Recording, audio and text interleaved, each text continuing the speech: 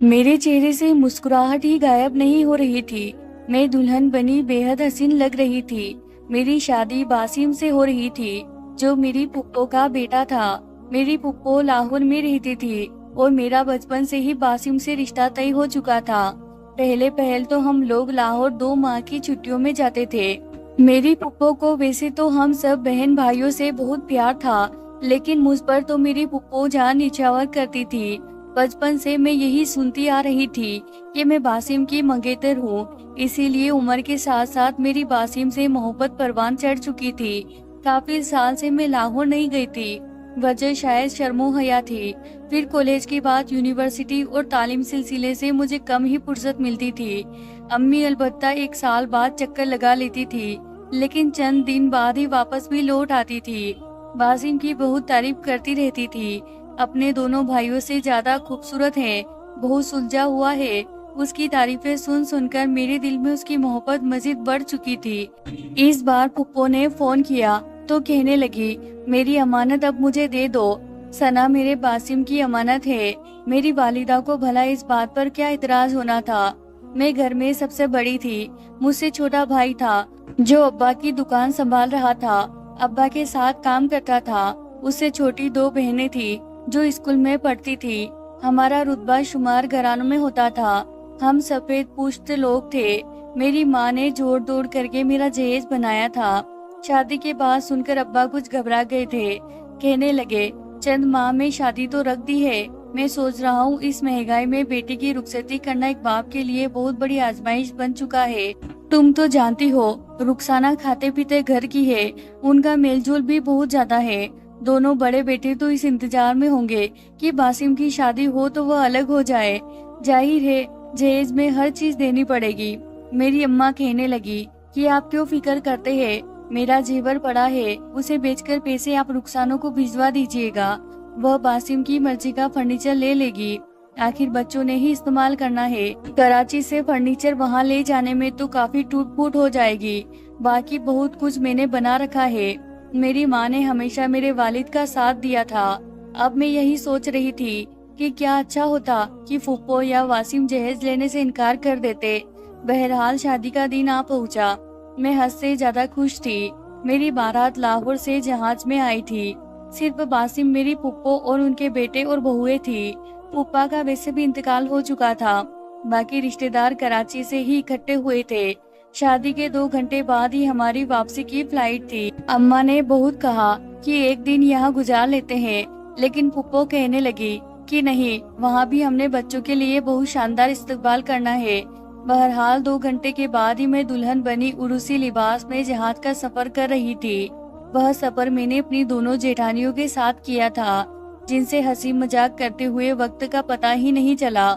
लाहौर पहुंचकर मुझे छोटी मोटी रस्मों के बाद वासिम के कमरे में बिठा दिया गया। कमरा काफी अच्छा और बड़ा था। मेरा फर्नीचर भी काफी खूबसूरत लिया गया था। कमरा फूलों से महक रहा था। वासिम कमरे में दाखिल हुआ तो मेरा दिल जोरों से धड़कने लगा। अभी तक अम्मा से मैंने बासिम की इतनी तारीफें सुनी थी। मुझे लगता था वह एक सोबर शख्सियत के मालिक होंगे। देखने में वह बिला शुभ हजारों में एक थे। मुझे अपनी किस्मत पर जितना भी नाज होता उतना कम था। बासिम कमरे में दाखिल हुए, मेरे सामने आकर बैठ गए। मैंने फौरन से नजरें झुका ली। 10 मिनट तक वह मुझे खामोशी से देखते रहे। एक लफ्ज भी उन्होंने नहीं कहा था, ना मेरी तारीफ की, ना ही कुछ और कहा। मैं ना जाने क्यों यह महसूस कर रही थी जैसे वह लंबे लंबे सांस भर रहे हैं। मैंने धीरे से नजरें उठाकर देखा तो उनकी आंखें ना जाने किस जज्बे के तहत सुर्ख हो रही थी, निहायत बदहवास से लग रहे थे। कमरे में एसी फुल स्पीड से चल रहा था, लेकिन फिर भी उनके चेहरे पर परेशानी से पसीना बह रहा था। मैं समझ नहीं पा रही थी कि उनकी यह कैफियत किस वजह से हो रही है। मैंने कहा, वासिम, आपकी तबीयत तो ठीक है? मेरे कहने पर उन्होंने मेरा हाथ पकड़ लिया। कहने लगे, मोहब्बत करती हो मुझसे? वासिम के इस सवाल पर मैं शर्मा सी गई। मैंने धीरे से हाँ किया। मैंने कहा, बहुत मोहब्बत करती हूँ आपसे। मेरा यह कहना था कि उसने मेरा हाथ पकड़ा और जोर से दबोचने लगा। उन्होंने मेरा हाथ इतनी जोर से दबाया कि मैं चिल्ला उठी। मैं समझ नहीं पा रही थी कि आखिर वह यह क्या कर रहे हैं। मैंने कहा, बासिम, मुझे दर्द हो रहा है। कहने लगे, मुझे भी बहुत हुआ था, बहुत तकलीफ हुई थी। मुझे लग रहा था जैसे वह अपने होशो हवास में नहीं है। कहने लगे, मोहब्बत का दूसरा नाम दर्द है, तकलीफ है, अर्जियत है। तुम्हें मेरी मोहब्बत चाहिए तो दर्द तो सहना पड़ेगा, मेरे जुनून को अपने वजूद पर बर्दाश्त करना पड़ेगा। मोहब्बत तो यही होती है। मैं सोच भी नहीं सकती थी कि मेरी शादी की रात ऐसी गुजरेगी। ऐसी कौन सी अर्जियत है जो बासिम ने मुझे उस रात नहीं दी। हर तकलीफ को वह मोहब्बत का नाम दे रहा था। उसने मेरे हाथ में पहने कांच की चूड़ियों को नोच के तोड़ा था। कई चूड़ियां मेरी कलाई में ठंडी हो गई थी। शादी के नाम पर मैंने वो रात बड़ी अर्जियत से गुजारी थी। उसने मेरे बाजू पर जलता हुआ सिगरेट लगाया था। जब मैं चिल्लाने लगती तो मेरे मुंह पर हाथ रख देता। कहने लगा, तुम्हारी आवाज बाहर ना जाए, बाहर किसी को यह नहीं पता चलना चाहिए कि हमारे दरमियान मोहब्बत हो रही है। मियाँ बीवी का तो पर्दा होता है। मेरी मोहब्बतों को सहने की आदत डालो, क्योंकि मोहब्बत तो ऐसी ही होती है। जो रूप बासिम ने मुझे मोहब्बत का दिखाया था और बताया था, मुझे मोहब्बत लफ्ज से नफरत हो चुकी थी। सुबह मैं सिसकियों से रो रही थी और बासिम बेखबर सो रहा था। पूरे बेड पर मेरी चूड़ियां बिखरी पड़ी थी। मेरी जिंदगी की तरह शादी की रात हर लड़की के लिए यादगार होती है और मियाँ बीवी मिलकर उसे खूबसूरत बनाते हैं ताकि याद रख सके। लेकिन मैंने इतनी अर्जियत सही थी कि चाहकर भी मैं अपनी सिसकियां रोक नहीं पा रही थी। कुछ देर बाद कमरे के दरवाजे पर दस्तक हुई। मैं अपनी बिखरी हुई हालत के साथ कमरे का दरवाजा नहीं खोल सकती थी, क्योंकि मेरा उरूसी लिबास उस शख्स ने बेदर्दी से फाड़ डाला था। वह इंसान नहीं था, ऐसा लगता था कि कोई भेड़िया है। मैंने अलमारी में से अपना लिबास निकाला, वॉशरूम चली गई। जब नहाकर बाहर आई तो कमरे का दरवाजा खुला हुआ था। मेरी सास और जेठानियां सभी मेरे सामने थी, क्योंकि बासिम दरवाजा खोलकर सो चुका था। मेरे चेहरे पर नाखूनों के खरोच देकर उन तीनों की रंगत उड़ी हुई थी। मेरी पुप्पो मेरे पास आई, कहने लगी, यह सब क्या है? मैंने कहा, मोहब्बत। आपके बेटे ने रात भर यह मोहब्बत की है। उनसे यह कहकर मैं रोने लगी। उस वक्त फुप्पो ने मुझे अपने साथ सीने से लगा लिया। फिर मेरी दूसरी जेठानी कहने लगी, तुमने बासिम को दवाई वक्त पर नहीं दी थी क्या? यह सुनकर मुझे हैरत हुई। किस चीज की दवाई? वह कहने लगी, अम्मी जान, मैंने तो दवाई दी थी, बासिम के हाथ पर रखी थी, कहा था कि मेरे सामने खाओ, लेकिन आपको पता है ना, उसे कितनी जल्दी गुस्सा चढ़ जाता है। कहने लगा, आप जाए यहाँ से, मैं खा लूंगा। मेरी सास कहने लगी, तुम्हें कितनी बार कहा है कि चुपचाप खड़ी रहा करो, जब तक वह दवाई खा ना ले, तुम कमरे से बाहर मत आया करो।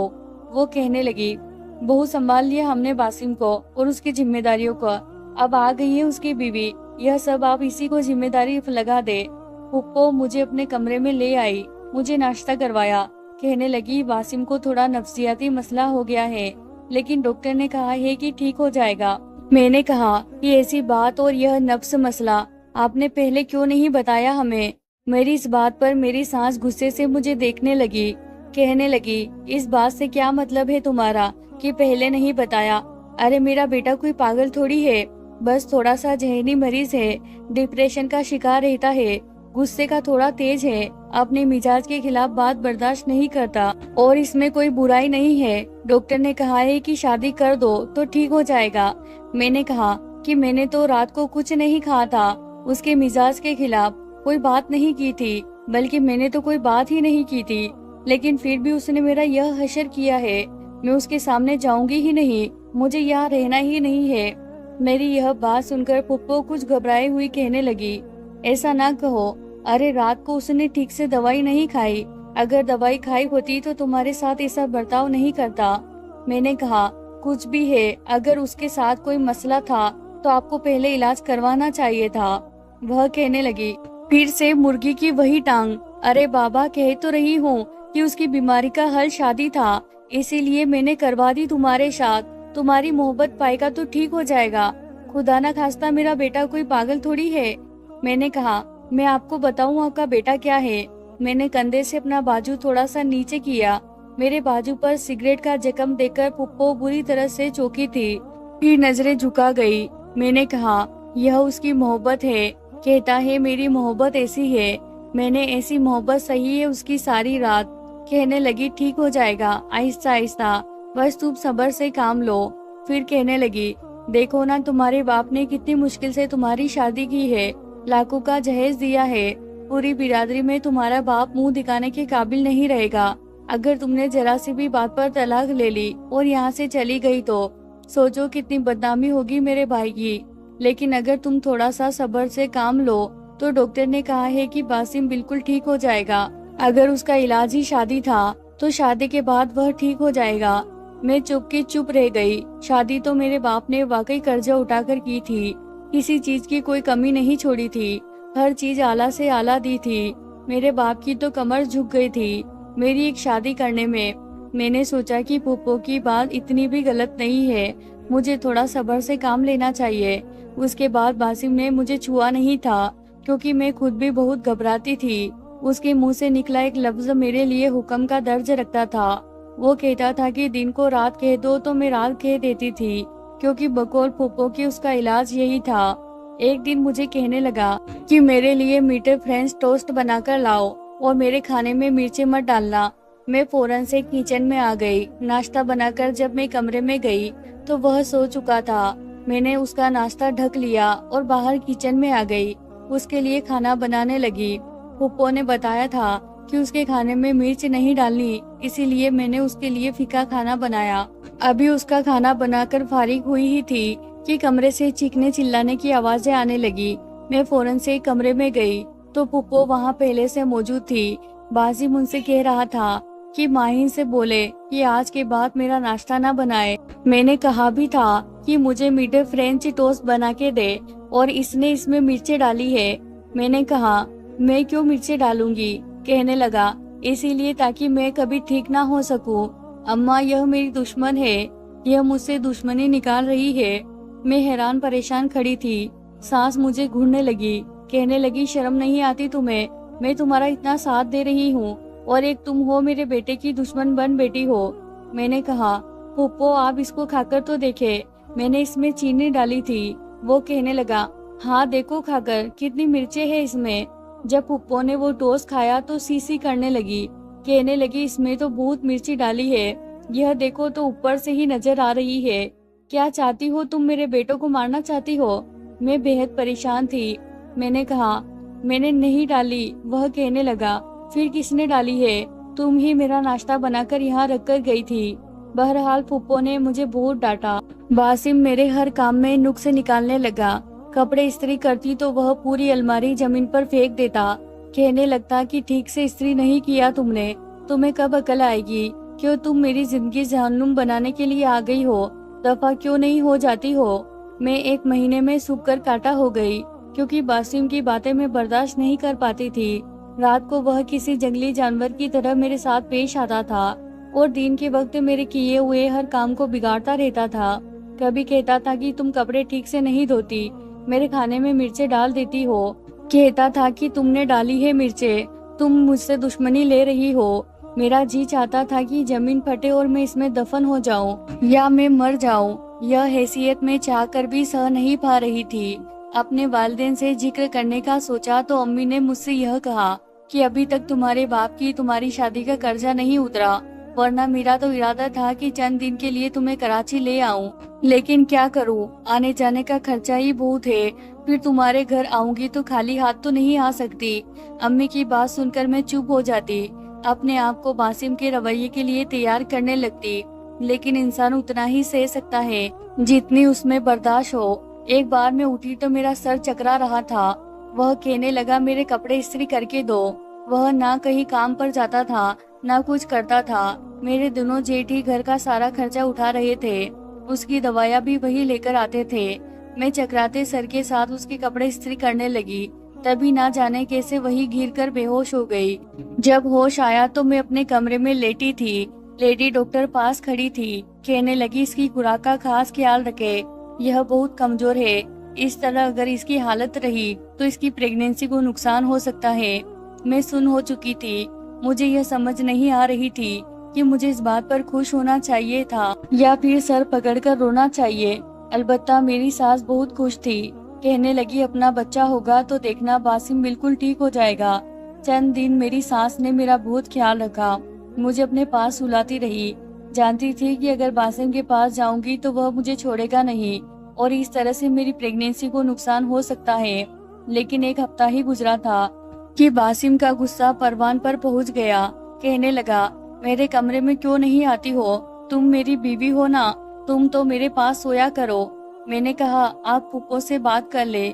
मैं रात के बर्तन धो रही थी जब वह किचन में आ गया था। कहने लगा, क्या मतलब है, शराफत से कमरे में चलो। मैंने कहा, बासिम मैं उम्मीद से हूँ, डॉक्टर ने एहतियात बताई है। कहने लगा, तो मैं तुम्हें खा तो नहीं जाऊंगा। मैंने कहा, आप पुप्पो से बात कर ले। लेकिन उसने सिंक का नलका बंद किया और मुझे बाजू से पकड़कर घसीटते हुए कमरे में ले जाने लगा।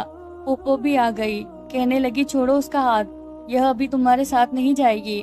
कहने लगा, क्यों नहीं जाएगी, कैसे नहीं जाएगी? शोर की आवाज सुनकर मेरे जेठ मेरी जेठानियां भी कमरे से बाहर आ गई।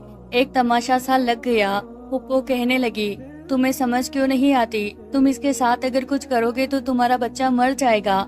कहने लगा, मरने दे, मेरा बच्चा है, आज नहीं छोड़ूंगा इसे। अगर आपने अम्मा इसे अपने कमरे में ले जाने की कोशिश की तो यही कपड़े फाड़ दूंगा इसके। उस शख्स की बातें सुनकर तो मैं सबके सामने नजरें उठाने के काबिल ही नहीं रही थी। मेरी सास ने एहतजाज किया तो उसने मेरा दुपट्टा सबके सामने उतार कर फेंका। इससे पहले कि वह कोई और गैर अखलाकी हरकत करता, मैंने उसके सामने हाथ जोड़ दिए। मैंने कहा, चलो कमरे में, जो करना चाहते हो कर लो, पर यहाँ पर मेरा तमाशा मत बनाओ सबके सामने। मेरी इज्जत को कायम रहने दो। कहने लगा, आ गई ना अपनी औकात पर। जब मैं कह रहा था तो समझ नहीं आ रही थी तुम्हें। वह मुझे अपने साथ कमरे में ले गया। उस रात मेरी चीखें शायद सबने सुनी होगी। सुबह तक मेरा बच्चा जाया हो चुका था। मैं फूट फूट कर रो रही थी। काश उसके साथ मैं भी मर जाती। अभी मेरे मिसकैरेज के 2 माह भी नहीं गुजरे थे कि मैं फिर से प्रेग्नेंट हो गई। मेरी सफेद रंगत बिल्कुल पीली पड़ चुकी थी।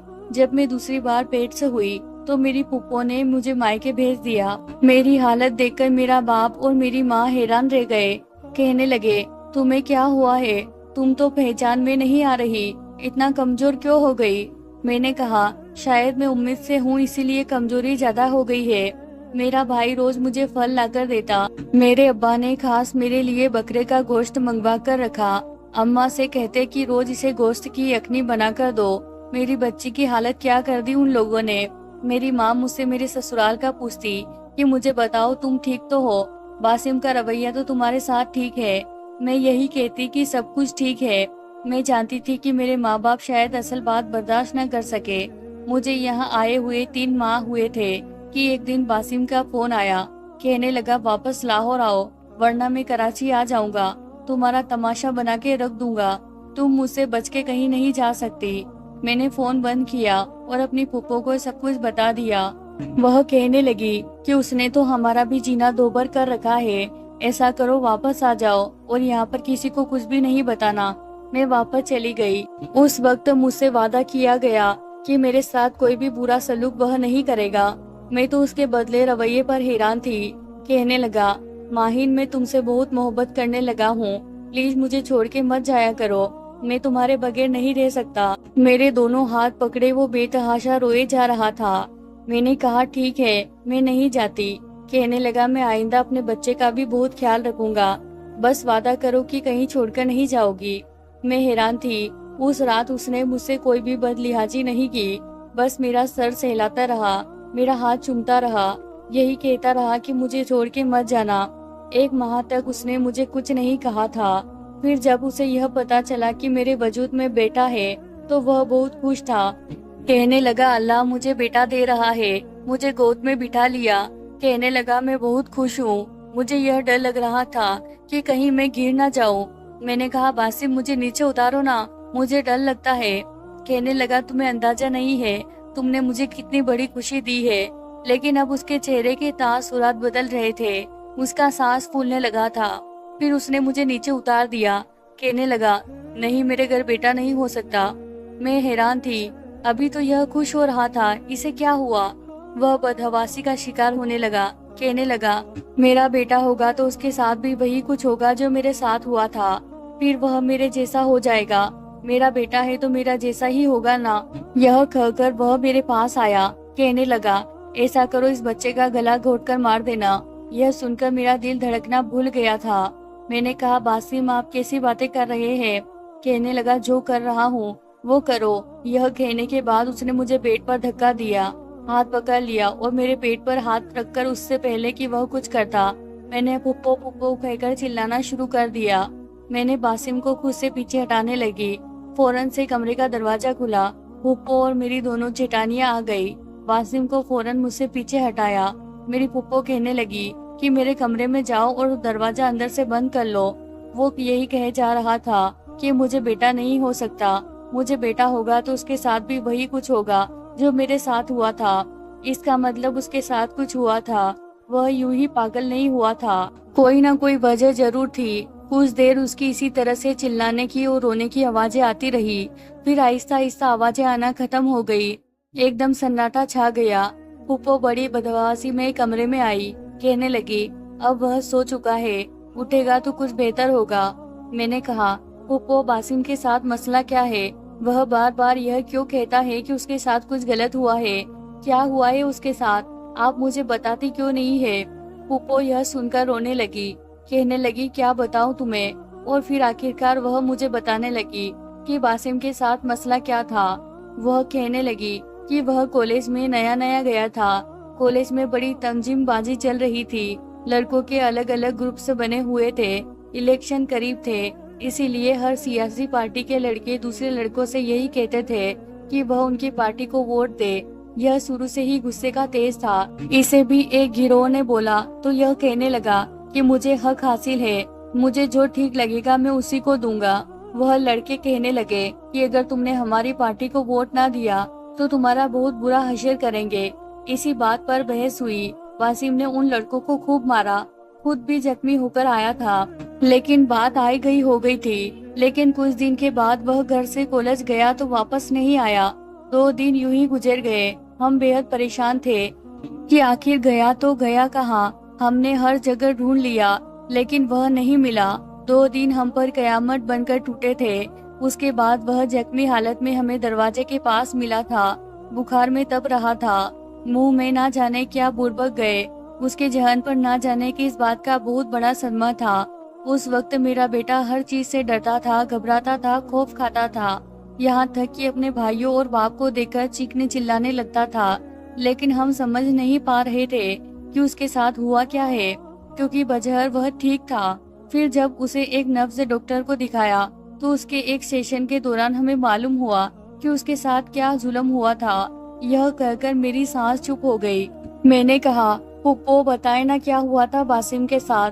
पुप्पो फुट फुट कर रोने लगी, कहने लगी जिन लड़कों के साथ उसकी लड़ाई हुई थी उन्होंने कॉलेज के कमरे में ले जाकर मेरे बच्चे के साथ जिनसी ज्यादती की थी। 2 दिन उसे जिनसी ज्यादती का मुसलसल निशाना बनाया था।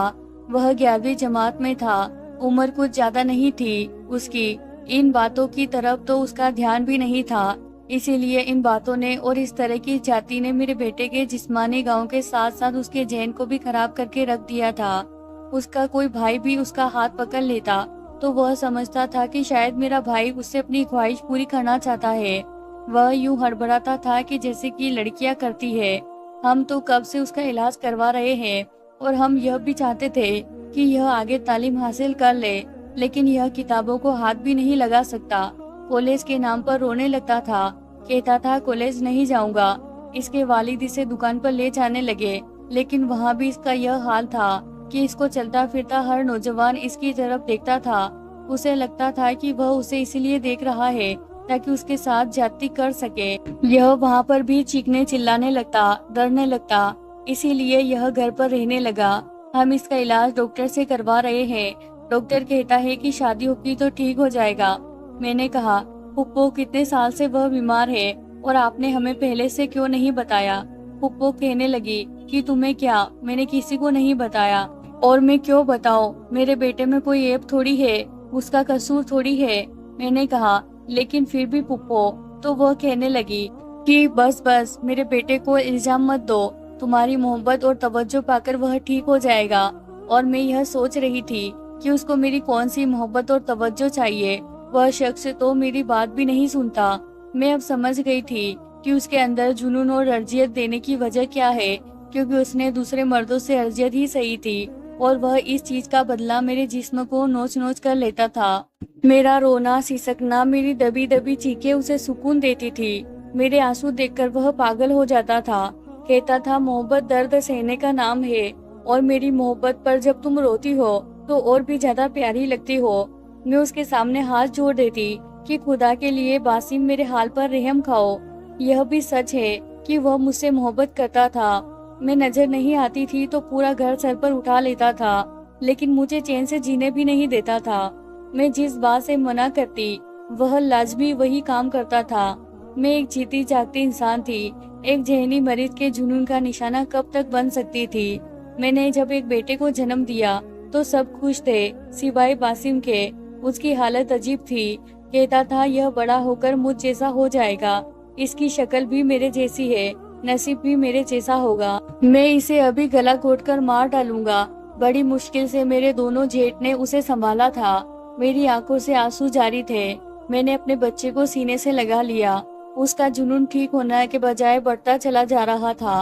8 दिन से उसे कमरे में बंद किया गया था, लेकिन वह मुझे पुकारता रहता था। कहता, अब कुछ नहीं कहूँगा, मेरा दरवाजा खोल दो दरवाजा। मैं इस कमरे में घुट घुट के मरना नहीं चाहता। मुझे उस पर तरस भी बहुत आता था। 8 दिन बाद मैं ही उसके कमरे में खाना लेकर गई, वरना मेरी जेठानी लेकर जाती तो वह चीजें पटकने लगता। कहने लगता, मेरी बीबी को बुलाओ, मुझे उसे देखना है, मुझे उससे बातें करनी है। जब मैं खाना लेकर गई तो उसकी हालत देखकर मेरे आंसू बहने लगे। मेरे जेठ ने उसे कुर्सी पर बिठाकर रस्सी से बांध रखा था, क्योंकि जब वह बेकाबू होता था तो अपने दोनों भाइयों को बहुत मारता था, पीटता था। वह बड़ी मुश्किल से उसे संभालते थे। उसकी आंखें रो रो कर सूख गई थी। मुझे देखकर उसके चेहरे पर मुस्कुराहट फैल गई। कहने लगा, आ गया तुम्हें मेरा ख्याल, तुम्हें मुझ पर तरस नहीं आता। मैं तुमसे मोहब्बत करता हूँ, इधर आओ मेरे पास। मैं डरते डरते उसके पास आई, अपने हाथों से रोटी का निवाला बनाकर उसके मुंह के करीब ले गई। कहने लगा, मेरे हाथ खोलो, मुझे दर्द हो रहा है। मेरे दोनों बड़े भाई बड़े कमीने हैं, देखो कितनी कस के रस्सी बांधी है, देखो मेरे हाथ जख्मी हो गए। लेकिन मुझे सख्ती से मना किया गया था कि मैं उसके हाथ ना खोलूं, वरना उसे काबू करना बहुत मुश्किल हो जाएगा। मैंने कहा, पहले आप खाना खा लो, फिर मैं बाद में आपके हाथ खोल दूंगी। उसने मेरे हाथ से खाना खाया। कहने लगा, मेरे करीब आओ। मैं उसके पास आ गई। कहने लगा, मेरे पास बैठी रहो, कहीं मत जाना। मैंने उसकी आंखों से बहने वाले आंसू अपने हाथों से साफ किए थे, उसके बिखरे बालों को सही किया था। कहने लगा, खुदा के लिए मेरी रस्सियों को खोल दो, मैं तुम्हें कुछ नहीं कहूँगा, तुम मेरी बीवी हो, मैं बहुत मोहब्बत करता हूँ तुमसे, तुम्हें कुछ नहीं कहूँगा, मेरा हाथ खोल दो। मैंने उसके हाथों की रस्सियाँ खोल दी। खुद को खुला पाकर उसने मुझे अपने हिसार में लिया। अब अपने सीने से लगाकर जोर से बेचारी से की। मैं सांस नहीं ले पा रही थी, लेकिन चुप थी, क्योंकि उसकी यही मोहब्बत थी, अर्जियत देने वाली, दर्द से रुलाने वाली। कहने लगा, मेरा बस चले तो मैं तुम्हें अपने अंदर समा लूं, इतनी मोहब्बत करता हूँ तुमसे। फिर उसने पीछे हटकर मेरे चेहरे को अपने दोनों हाथों में भर लिया। कहने लगा, मुझे छोड़कर तो नहीं जाओगी ना? मैंने नफी में सर हिला दिया। मैंने कहा, मैं कहाँ जा सकती हूँ, कहीं भी नहीं। फिर वह अपना मुंह मेरी गर्दन के पास ले आया। उसके बाद मेरी चीखें इस कदर बुलंद थी कि मोहल्ले वाले भी इकट्ठे हो गए। इस बार उसने मेरी गर्दन पर इतनी जोर से काटा कि खून निकलने लगा। उस पर जुनून इस कदर बढ़ चुका था कि सबके छुड़वाने पर भी वह मुझे नहीं छोड़ रहा था। कहने लगा, जाओ यहाँ से, मुझे अपने पागलपन को इस लड़की पर उतारना है। यह मेरी बीबी है, इसे मुझसे दूर रखोगे, मैं इसे अपने जुनून का निशाना बनाऊंगा। मेरे जेठ ने उसके हाथ पर टीका लगाया था, शायद इंजेक्शन का, नींद का टीका था। कुछ ही देर में वह मदहोश हुआ था, तब जाकर मेरी जान उससे आजाद हुई थी। मेरे जेठ मुझे डांटने लगे कि तुमने उसकी रस्सियाँ क्यों खोली। मैं दोबारा बासिम के कमरे में नहीं गई, लेकिन एक रात मेरे कमरे पर दस्तक हुई। मैं हैरान थी कि इस वक्त कौन हो सकता है। जैसे ही मैंने दरवाजा खोला तो बासिम खड़ा था। पता नहीं कैसे वह अपने कमरे से बाहर आ गया था। मेरे बेड पर मेरे बेटे को लेटे हुए देखा तो उसकी तरफ आ गया। कहने लगा, यह अभी तक जिंदा है, तुमने इसे जान से क्यों नहीं मारा? तुम जानती हो ना, यह बेटा मेरा है, मेरे जैसा ही निकलेगा। मैंने कहा, बासिम बाहर जाओ यहाँ से, तुम यहाँ क्या करने आए हो? लेकिन मेरी जान उस वक्त निकली जब उसने मेरे बेटे का गला दबाना शुरू कर दिया। मैं पूरी ताकत से चिल्लाने लगी, उसे पीछे करने लगी। जब तक सब लोग वहां पहुंचे, मेरा बेटा मर चुका था। मैं चीख रही थी, चिल्ला रही थी कि यह कातिल है, यह इंसान नहीं है। खुदा के लिए इसे पागल खाने भेजे। इसने मेरी जिंदगी बर्बाद कर दी। इसने मेरे बच्चे को मार डाला। लेकिन मेरी सास अब भी वही कह रही थी। कहने लगी, नहीं, मेरा बेटा पागल नहीं है, बस नफ्सियाती मरीज है। इसे कोई भी पुलिस स्टेशन नहीं लेकर जाएगा और कोई भी इसकी रिपोर्ट नहीं करवाएगा। बस यही कहा जाएगा कि बच्चा बेमौत मर गया है। लेकिन मेरा सब्र शायद खत्म हो चुका था। मैंने इस बार अपनी फूफो की कोई बात नहीं सुनी। अपना सामान उठाया और सबके सामने घर से बाहर जाने लगी। मेरी फूफो मेरे पास आ गई। कहने लगी, कहाँ जा रही हो? मैंने कहा, वापस कराची जा रही हूँ। मैं अदालत से खुला ले लूंगी। मैं यहाँ नहीं रह सकती। वह कहने लगी, पागल हो गई हो क्या? मेरा बेटा इतनी मोहब्बत करता है तुमसे, तुम नजर ना आओ तो वह पागल हो जाता है। मैंने कहा, वह पागल हो नहीं जाता है, वह पागल है। आपको क्यों यह लग रहा है कि आपके पागल नब्ज मरीज बेटे का इलाज शादी है? किसी भी जहनी मरीज शख्स का इलाज शादी नहीं है। न ही किसी जहनी मरीज पागल के साथ रहना एक लड़की के बस की बात है। क्यों अपनी बिगड़ी औलाद को दूसरों की बेटियों के साथ खेलने के लिए उनकी शादी करवा देते हैं आप लोग, ताकि वह उनकी जिंदगी को अजीब बना के रख दे।